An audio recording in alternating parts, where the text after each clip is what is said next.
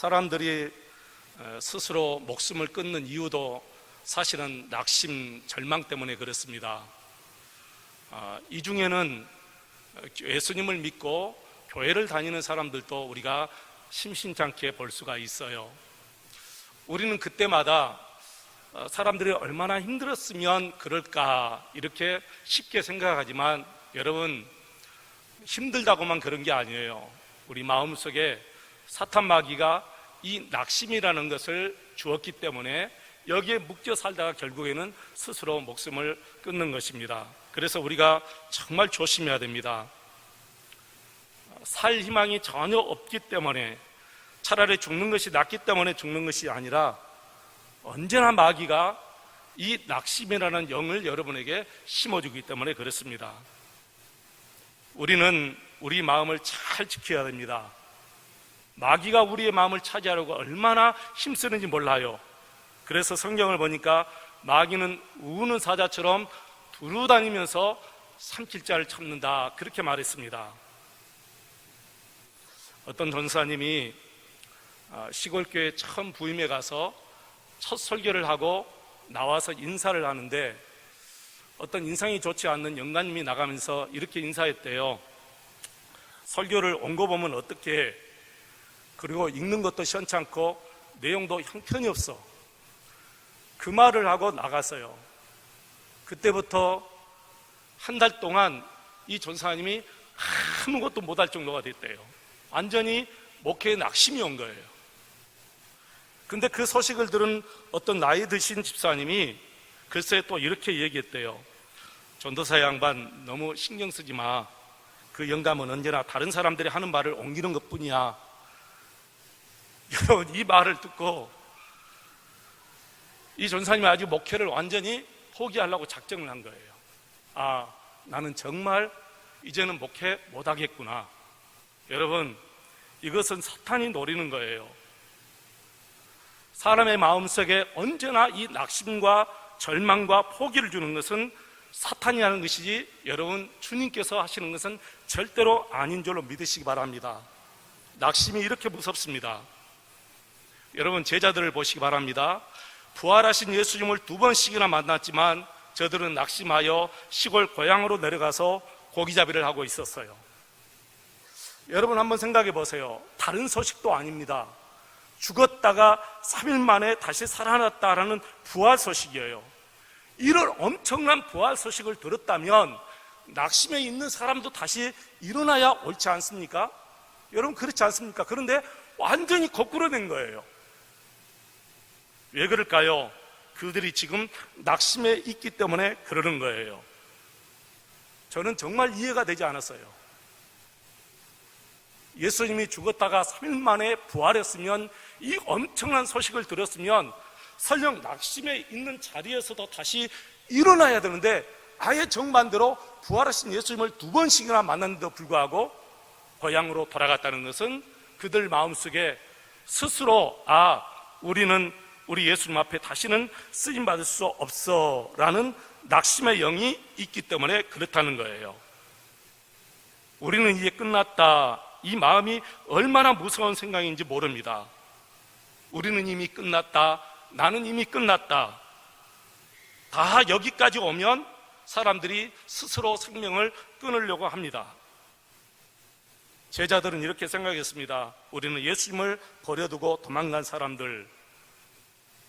우리는 예수님이 십자가 달려 죽으실 때 예수님을 버려두고 도망간 사람들이기 때문에 더 이상 우리에게는 소망이 없고 우리 예수님도 우리를 쓰시지 않을 거야, 그렇게 생각했을 것 같아요. 그러니까 2번씩이나 예수님을 만났음에도 불구하고 고향에 가서 고기잡이를 했죠. 오늘 14절 말씀 보시면 오늘이 벌써 3번째 그들에게 나타나셨다, 그렇게 이야기하고 있습니다. 사랑하는 성도 여러분, 우리들도 이 똑같은 그런 생각을 할 수가 있어요. 내가 무슨 자격으로 하나님 앞에 복을 달라고 할 수 있을까? 나는 하나님 앞에 설 수 없는 죄인이야. 그래서 하나님께서는 나의 기도를 들어주실 리 없어. 이렇게 스스로 생각하고 낙심해 버립니다. 사랑하는 성도 여러분, 힘들고 어려울 때 신앙적인 좌절이 오는 것은 절망이에요. 그때 우리가 생각할 것이 있어요. 아무리 내가 어려워도 하나님은 여전히 한결같이 나를 사랑하시고 반드시 나에게 역사하신다라는 것이 믿어지면 어려움은 절대로 어려움으로 끝나지 않습니다. 하나님도 나를 버렸었을 거야. 기도해도 이제는 소용이 없어. 이런 생각이 드는 것은 이제 끝나는 때예요. 이렇게 낙심이 찾아올 때 여러분 꼭 기억하십시오. 정확하게 이 마음, 이 생각을 주는 자가 누구인가를 분별해야 됩니다. 하나님이 원하시는 것이 있고 마귀가 원하는 것이 있습니다.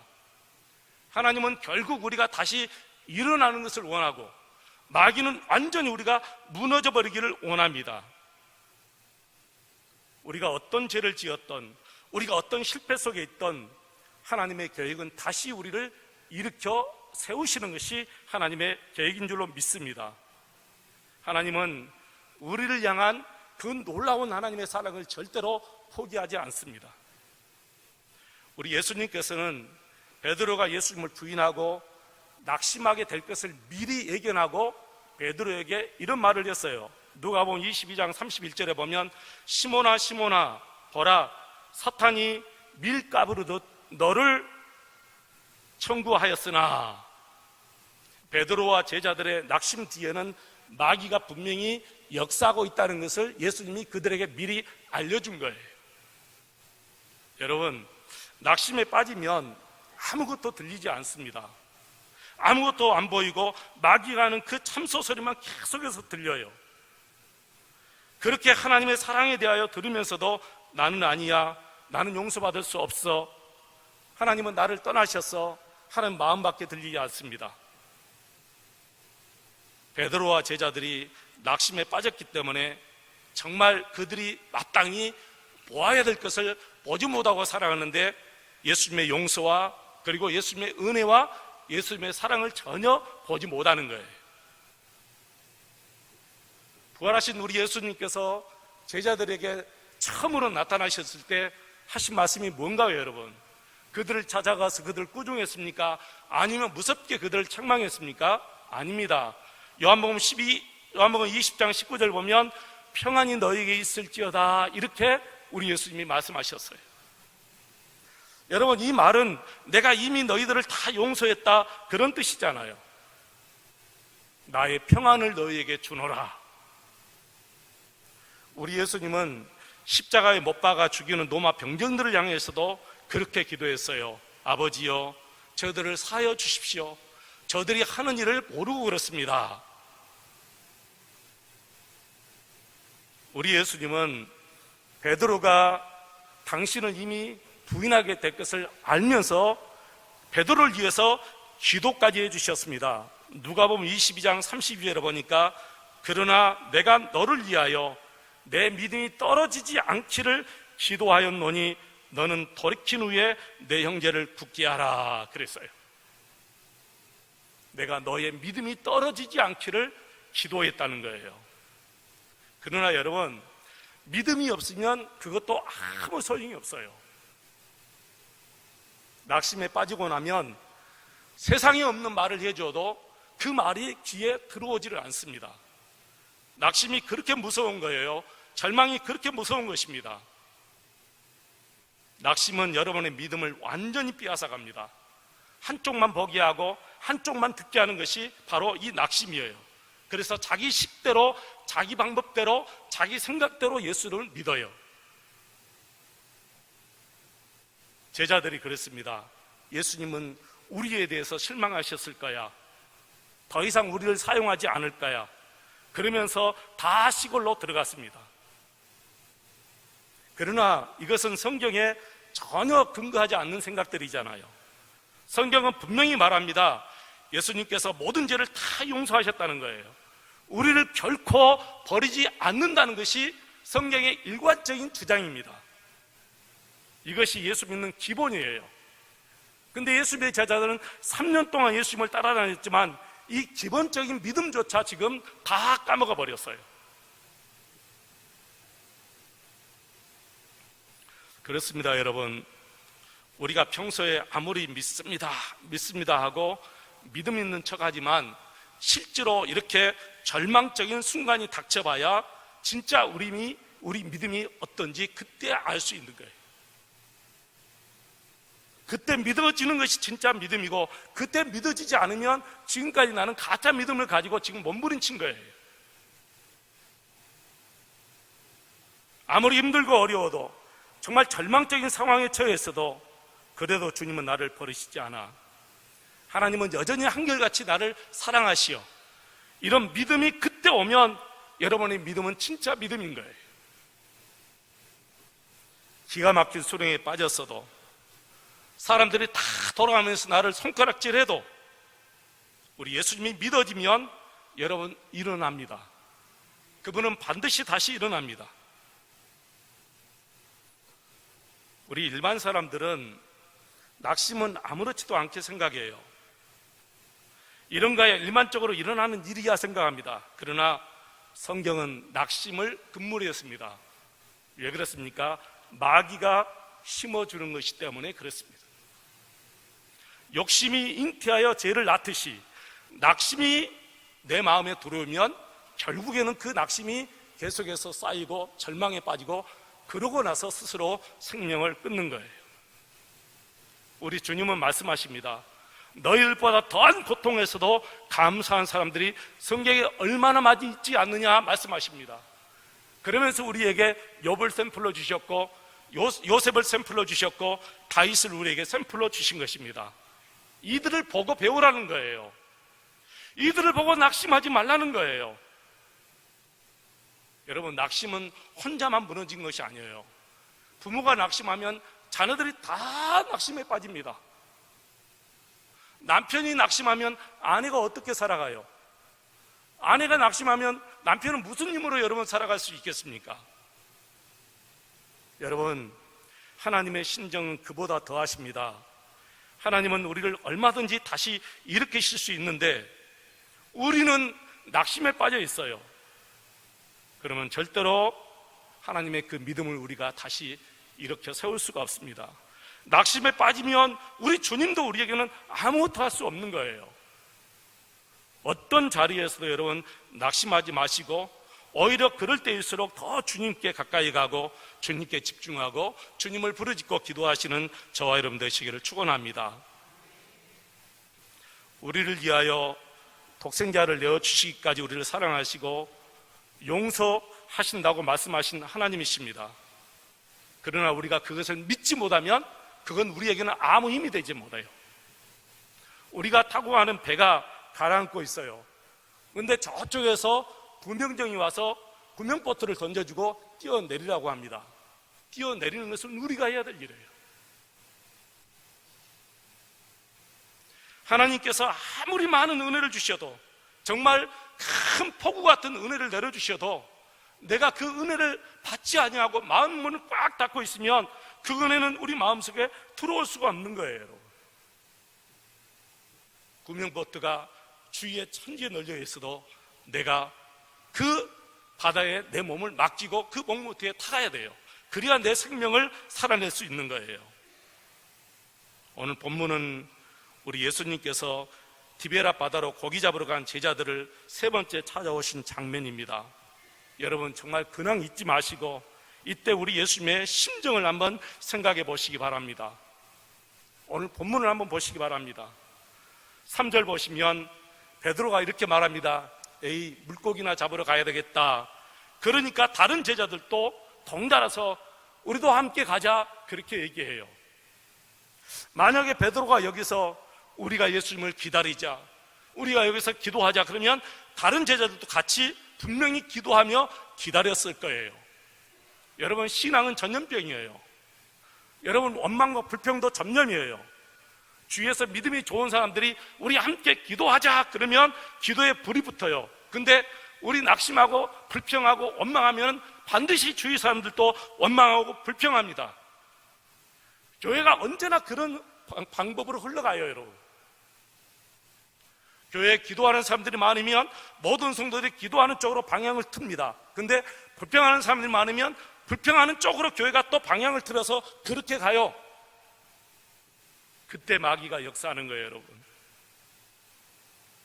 저는 여기서 베드로가 에이 물고기나 잡으러 가야 되겠다 이 말하지 않고 우리 예수님을 기다리자, 기도하면서 기다리자 그랬다면 다른 제자들도 함께 우리 기도하자 분명히 그랬을 것 같아요. 저는 3절 말씀 보면서 정말 놀랐어요. 왜 베드로가 여기서 이런 말을 했을까? 에이 물고기나 잡으러 가자. 그러니까 옆에 있던 다른 제자들 때 우리도 함께 가자. 너무나 쉬운 말이에요. 여러분 주위에 있는 사람들 힘들고 어려울 때 함께 우리 기도합시다 그러면 다 함께 기도하게 돼요. 근데 서로 원망하고 불평하고 낙심하다 보면 함께 낙심에 빠져요. 함께 원망합니다.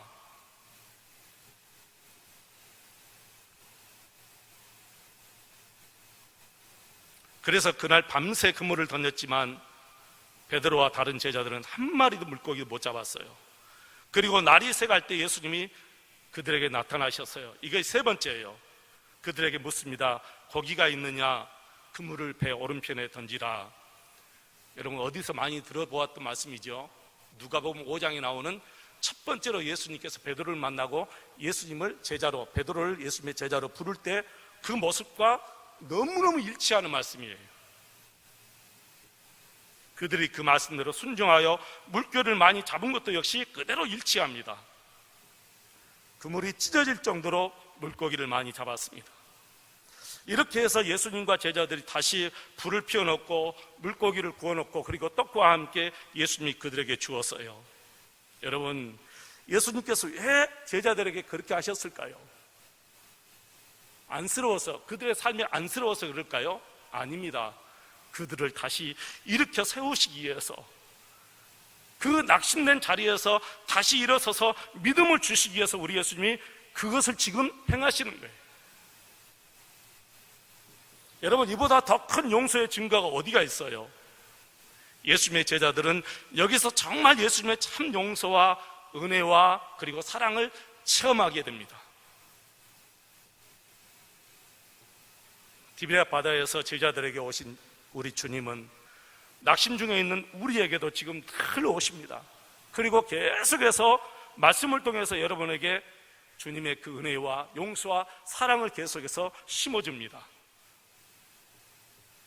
주님이 원하시는 것은 우리가 믿음의 눈을 뜨고 정말 주님께 집중하는 것이 우리 주님이 우리에게 원하시는 것입니다. 여러분 미국 보스턴의 한 보호소에 앤이라는 소녀가 들어왔습니다. 엄마는 죽었고 아빠는 알코올 중독 때문에 이 앤이라는 소녀가 동생과 함께 이것에 들어왔는데 그동안 아빠에게 받은 그 상처 때문에 너무 힘들었어요.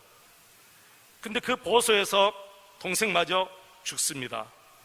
그때 앤의 충격이 머리에 이상이 오고 그리고 완전히 미친 사람처럼 되어버렸습니다. 나중에는 실명까지 했습니다. 그래서 앤은 수시로 자살을 하려고 시도하고 그리고 괴성을 지르기 시작해요. 결국에는 회복 불능 판정을 받고 정신병동, 지하병동에 갇히게 됩니다. 누구도 그 어떤 간호사도 그에게 가려고 생각하지 않습니다. 이미 포기해버렸어요. 근데 어느 날 나이 드신 간호사인 이 노라라는 여인이 앤을 돌보겠다고 자처합니다. 주위에서는 다 말립니다. 해보았자 헛수고라고 말합니다. 그런데 이 노라라는 간호사가 포기하지 않습니다. 날마다 과자를 만들어서 그 앤을 찾아가서 기도해주고 그리고 찬송해주고 그리고 계속해서 이야기를 시도해도 이 노라는 이 간호사가 말을 하는 것은 정말 벽에다 대고 하는 것처럼 전혀 아무 반응이 없었어요. 그러한 생활이 2년이 흐를 때 결국 앤의 마음이 조금씩 이 노라에게 열려지기 시작합니다. 그리고 앤의 마음이 정상이다라는 판정을 받습니다. 그리고 파킨슨 시각장애 학교에 입학하고 교회 다니면서 이 앤의 마음이 완전히 치료를 받고 얼굴도 완전히 환하게 변합니다. 그 후 자신을 자기 자식처럼 사랑하고 보살펴준 이 노라는 간호사가 죽습니다. 앤은 그 시련도 다 견뎌냅니다. 애는 학교도 최우등생으로 졸업했고 한 신문사의 도움으로 개안 수술대에서 이 눈도 시력을 다 찾았습니다. 수술 후에 어느 날 애는 신문 기사를 봅니다. 보지 못하고 듣지 못하고 말하지 못하는 아이를 돌볼 사람을 구합니다. 애는 그 아이에게 자신이 받은 사랑을 돌려주기로 작정합니다. 사람들은 못 가르친다고 말합니다. 그런데 애는 포기하지 않습니다. 그러면서 이렇게 말합니다. 저는 하나님의 사랑을 확신해요. 결국 이 애는 그 아이를 사랑으로 20세기 최대 기적의 주인공으로 키워냈습니다. 바로 헬렌 켈러입니다. 많은 성도들이, 많은 사람들이 이 헬렌 켈러를 너무너무 잘 압니다.